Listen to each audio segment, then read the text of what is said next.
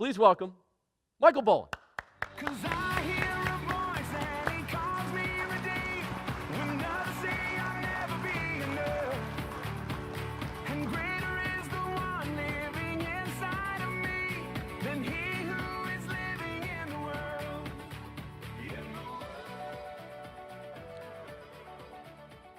Most of my life, I have been a student, actually an avid learner of three things: life, leadership, and love. And tonight what I'd like to do is share a little bit of each of those with you and explore how that really plays into what I like to talk about as the inner game. So there's research that says the best of the best when it comes to leaders has less to do about that brain that I'm going to bring back up in a minute, and a lot more to do about what's inside here. So when they researched the best of the best leaders, they looked at 100 leaders across 25 different companies across numerous countries. And what they found was pretty interesting. They found that 20% of what great leaders have or do is wrapped up in that cognitive stuff, competencies, your skills. You see, because everybody has to show up as leaders with those things. What they found that was so interesting is that 80% was really made up of what's inside of us. Emotional intelligence, emotional quotient, and what we call mental toughness. So, how do we get to mental toughness being about the inner game? Because that's what I want to talk with each of you about tonight, is the inner game of leadership, especially when it comes to our personal lives. So, what we found out was through some research that a lady professor named Angela Duckworth from the University of Pennsylvania did on 2,500 cadets that moved into West Point. Now, we know that that's already the best of the best because only the best get assigned to any of the military. Am I right? They're the best of our high schools, right? There you go. That's the way this has to work. Okay, so I'll keep working it.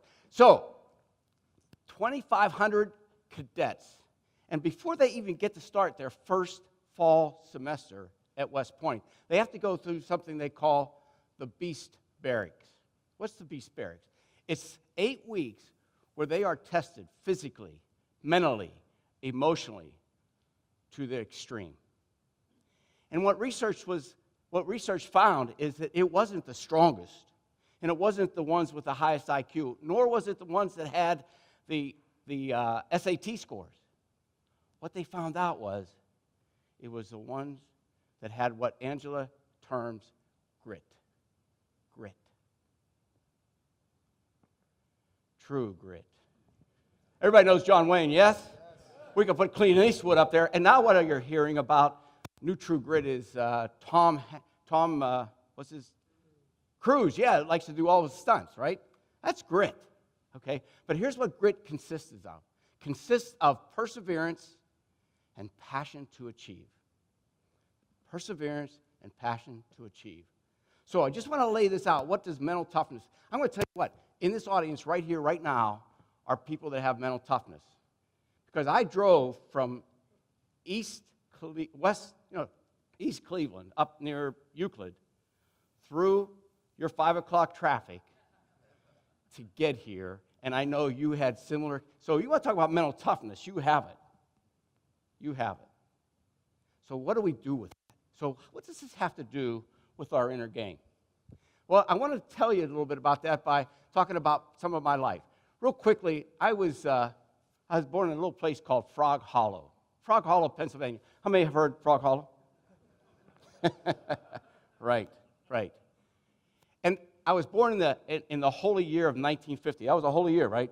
Well, yeah, right? Yeah, holy year. And that's my dad, my mom, and they had 4 boys in 6 years. Dad had just gotten back from the war, and they kind of had to do some catching up, okay? And so they had 4 boys in 6 years, and then 10 years later, they had 3 more. Frog Hollow. Let me share with you that we were kind of poor. We were really poor. But we were so rich. We were so rich because we had this faith that they gave us, this family, and on all our friends and fellowship. So we were poor, we just didn't know it. And one of the things that I like to do was travel. I've done a lot of traveling in my years, but this was me at 3 years. Now, what you don't see, maybe you can, is a little rope that's tied to me. At the other end of that rope is a clothes pole. You know, in the 50s, people hung their clothes out to dry, right?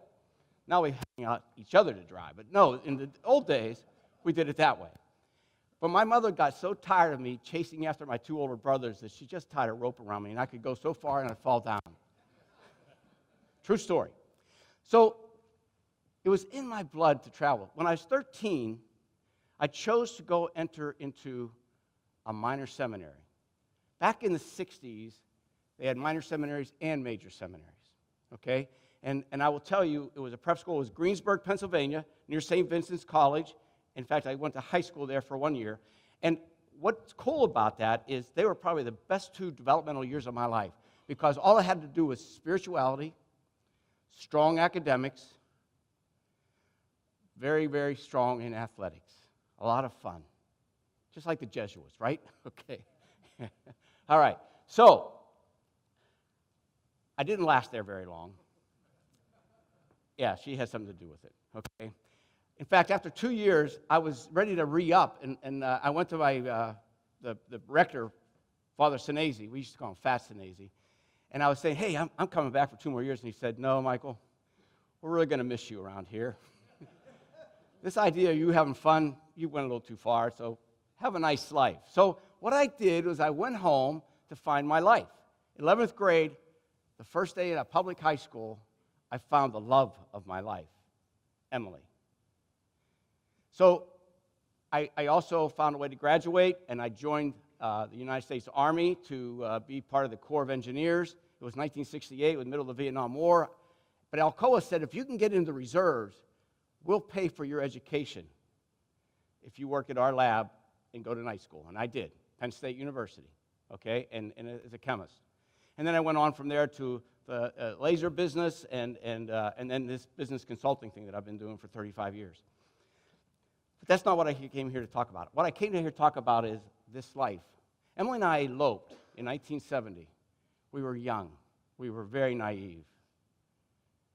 And we eloped as an 18 and 19-year-old, and as my folks did, we had 3 children in 4 years, okay? And we had another one 11 years later. We had our ups and downs as young parents. We were living life, but it was not easy. This time we were poor, and we didn't know it, other than the way Frog Hollow was. But, you know, we found a way to stay together and make it work. And in fact, we moved from the 70s into the 80s, what I like to call the roaring 80s. This is Emily. We're going out some night to do disco dancing. She and I were the queen and king of disco dancing. How many did disco dancing out there? You got it. Yeah, we got it. So we had a great life, and we had a great life going on. We had that 4th daughter. We were raising our children in the Catholic faith, and we were leaders in our parish. And my career was taking off. I was now traveling around the world. I was taking Emily with me. The kids went with me.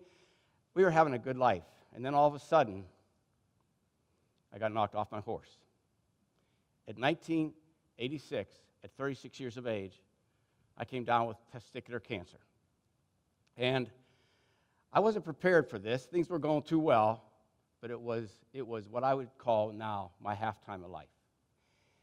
Had several procedures. In fact, I'm just going to take a moment and say about one procedure. When you have testicular cancer, I just found out that I was just reading about someone in the Blue Jackets has the same issue. So the first thing is they have to remove the problem, and then they see if it's spread around your body. Okay, so I remember not having a conversation with that doctor before he was going to take the first procedure, which was to remove the left one, okay? And it dawned on me as I'm on that table, and I said, oh, man, I got to do this. And I was already drugged. He was already in his stuff. And I said, Doc, come here. He said, what? I said, no, come closer. Come closer. He said, what? He was not he didn't have a good bedside manner. I said, Doc, come here. He leans down. I grab him by the lapels, and I said, no matter what, you don't take both of them. And he said, let me go. And I said, not until you promise me. And so he promised me, but he did nick a nerve, okay? So, all right. So I got through this. I got through this halftime of my life, and I learned the word of surrender because it was in the second surgery, the major surgery, where I really, really had to turn my life, my situation over to the Lord. And he healed me. And he healed me both physically and mentally, emotionally, and life went on for 20 years. And we lived good. And Emily started what we called the Queen of Martyrs Child Care Center. It was her ministry. It was a child care center in a lower socioeconomic area where the best part of those kids' day was in her center. And it was a good Christian center. And it was one where they all got a hug and a kiss, and I love you, and a Tootsie Roll or a star or something.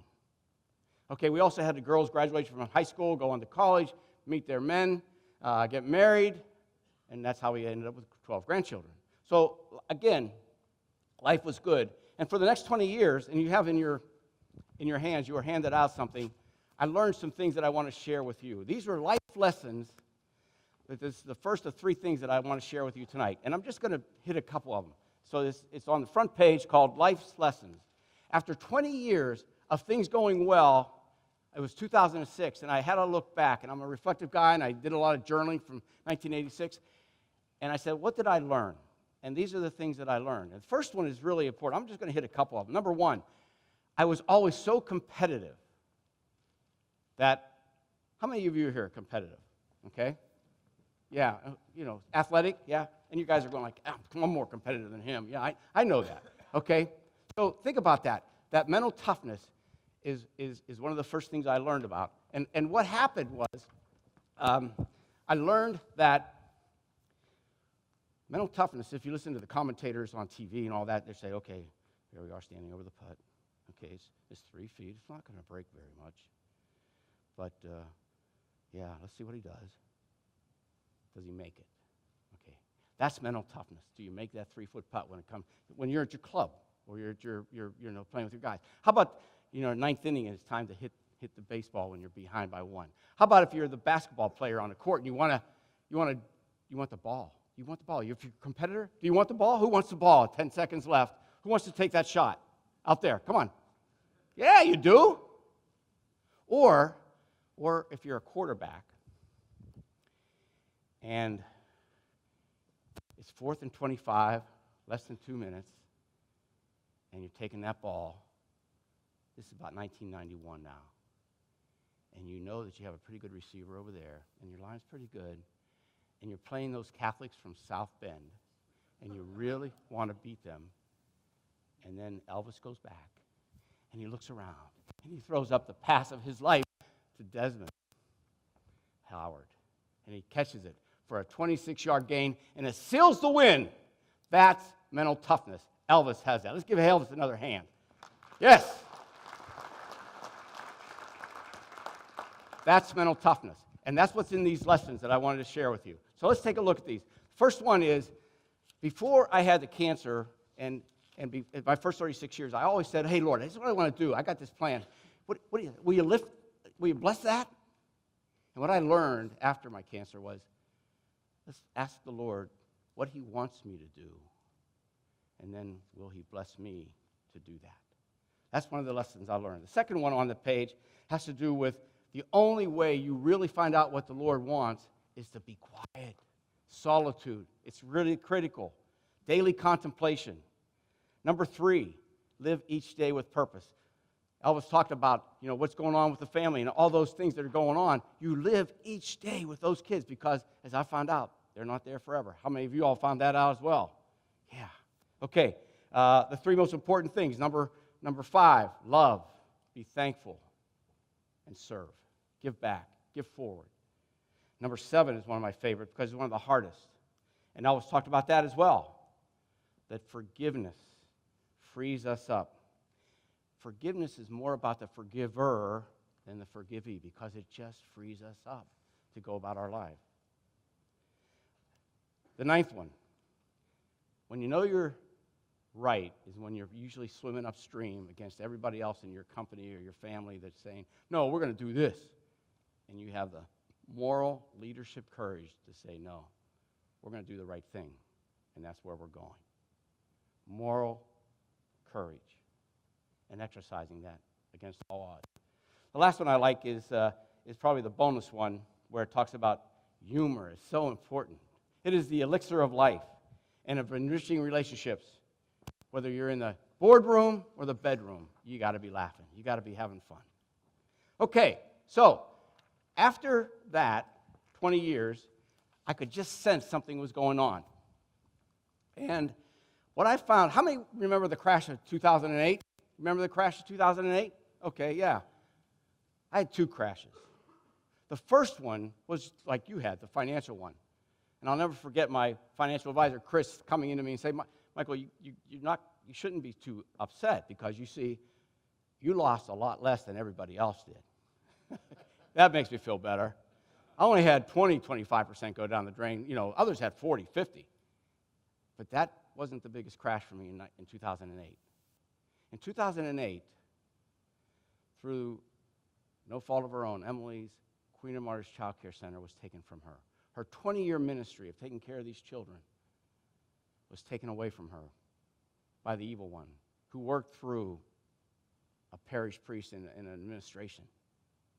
And it not just took her ministry and her purpose, it took her health. And a virus ravaged through her body in the summer of 2008. And it was more than we could have ever expected. And then I remember this passage. This is from Corinthians 2. Because we kept saying, how bad is this going to get? And it came to, my grace is sufficient for you, and my power is made perfect. And from that, going to Alverno and going on retreats, I had another famous, we know this to be a great story, as we go through this 2008, 2009, 2010 rehab centers, countless hospital visits, some where she almost died. We have this one from Luke, where Jesus, after doing a speech, gets in a boat with his apostles. They're going across the sea, and it starts all the waves and everything. So what happens? Jesus up there falling asleep, and the people are perishing, and they wake him up and say, "Don't you care about this? We're perishing." And he speaks to the waves, the sea, the wind, calms it, and then he says, "Where's your faith?" And that's what he was asking me, is where is your faith in this new life that I have given you?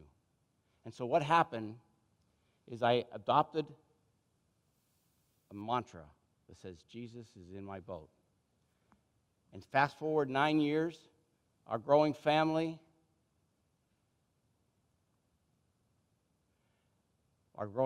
started to really deal in. So one of the things that are also on your paper that I wanted to bring to you is, what did I do in my inner game? This is where the inner game comes back, is what did I do in my life to manage those 9 years when things were topsy-turvy? And what I did is I created this blueprint, and I had 7 domains that I listed. Now, you can have as many you want. Spiritual, professional, financial, personal, family, relationships, community. And you create a core guiding principle, and they're there for you to read. Like the first one was just give everything to God. Just pray every morning. Give it to God. Go to Mass as much as you can. Those kinds of things. That was my blueprint for getting through those 9 years. That was part of my inner game. So what happened was my spiritual advisor helped me understand that solitude, which I've already talked about, leads to simplicity. We all have to accept our cross through our suffering, which leads us to surrender. And in 2017, a year and a half ago, I had the biggest challenge of my life, which was surrendering my wife, Emily, of 48 and a half years, and giving her back to God, with our children right there. We talk about a holy death. Holy Mary, Mother of God, pray for us sinners now and at the hour of our death. She had that holy death. And that was the greatest surrender of my life. And that also was part of that inner game. So for the next year, I spent a lot of time with our girls. I spent a lot of time traveling and retracing our steps. And after a year of that, and on sabbatical, I actually wrote the memoirs. From a list that Emily and I made in our 45th anniversary, I wrote the memoirs of our life. From a list that we made out a list just saying, here's all the fun things we did, all the places we went, Australia, wherever, and here's the things we did with our kids. And I was able to write that memoir. 300 pages of our life story that I can pass down to my family. So it came time to, okay, what am I going to do next? And that's the other thing that's on your page that I just want to leave with you. We don't have to go over these. But before I was ready to step back into life, I was still dealing with this inner game, and I had a mentor of mine give me these questions. Where do you see yourself in your relationship? I could put marriage in there for you. What's my life's purpose? What would I love to be doing?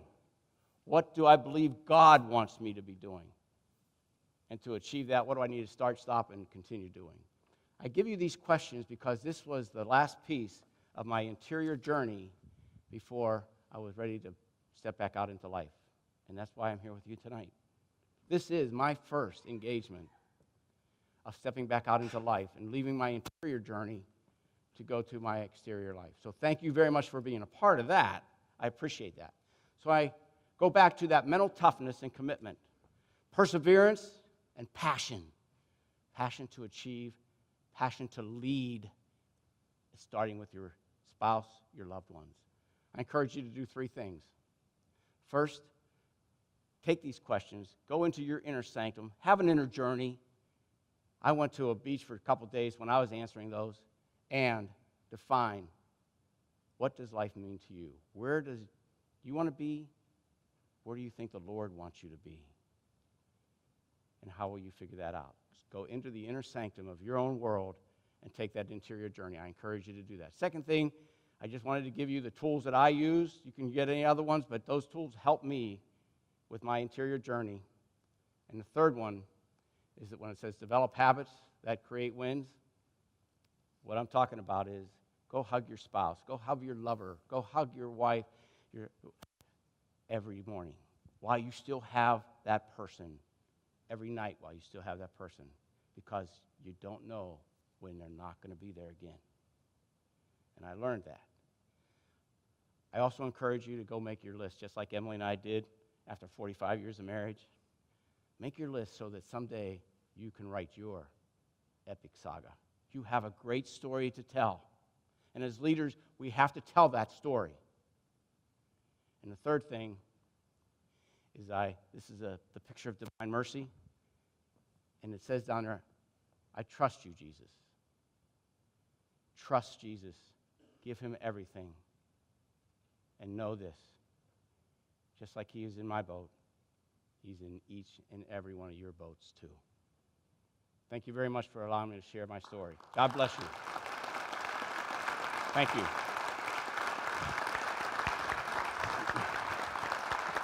Michael Boland. Nice job, Thank Robert. you, man. God bless you.